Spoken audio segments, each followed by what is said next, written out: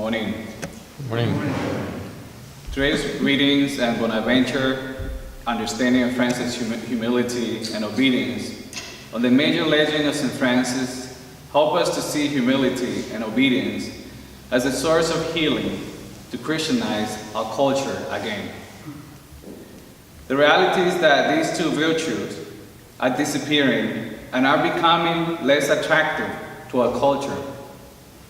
A culture that is obsessed about only pleasure, vanity, pride, and the illusion of having unlimited choices without consequences.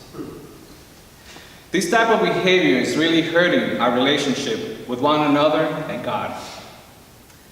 Further, their time to love, to forgive, and to serve, selfless, like Christ and Francis, is almost invisible.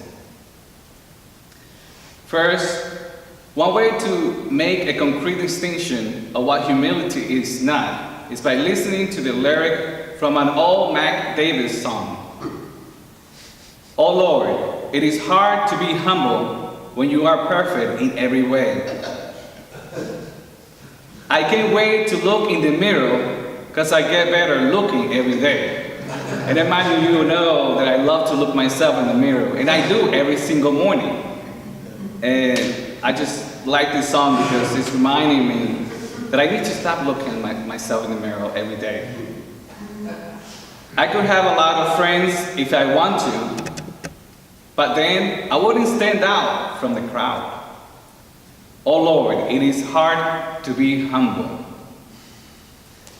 It is not easy to humble ourselves before God and before each of you.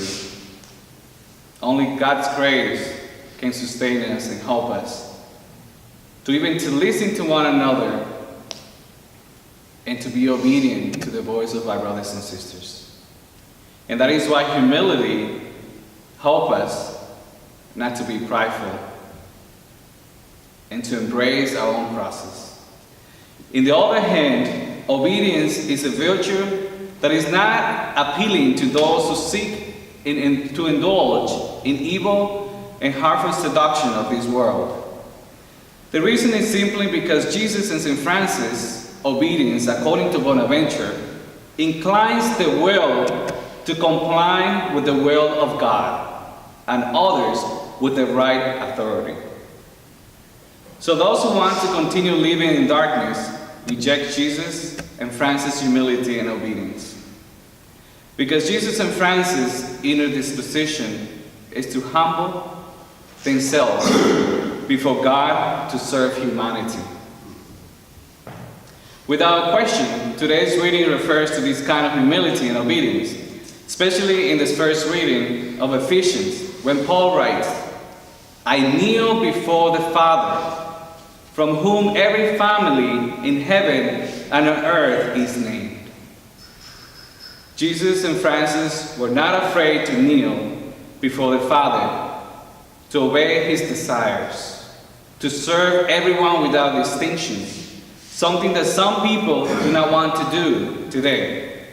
For example, working with immigrants, the poor, people of color, or even their own neighbors. In this case, loneliness takes over, opening people up to many dangerous paths of uncontrollable consumption of sex, alcohol, pornography, and material possession. Wealth becomes the means to an end to satisfy their needs, rather than working for the betterment of God's people.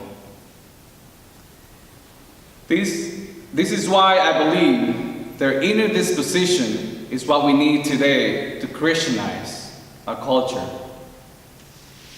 The beauty of their inner disposition is to fall in love with God in order to build a better society that is on fire for God's presence now. Francis knew during his time that the only way to transform and set Europe on fire for God's love was to imitate Jesus in everything. Especially in the way that Jesus loved the Father and the way he always forgot what he gave, but never forgot to forgive.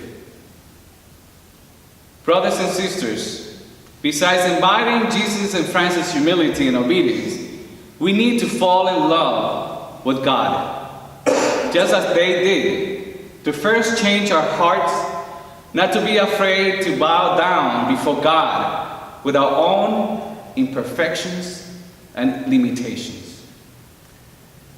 Why am I saying all of this? It's because I know I lack humility and obedience. But I also know that Christ's fiery love for us moves me to repent and to fall in love again with God the Father.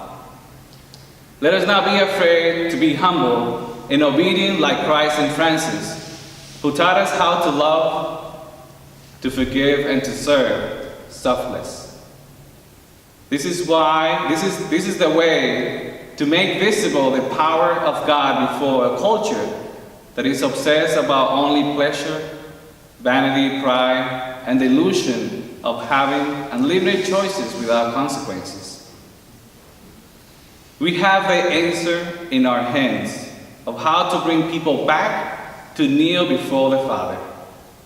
Let us inspire everyone to fall in love with God and His church through a humble and obedient yes to God.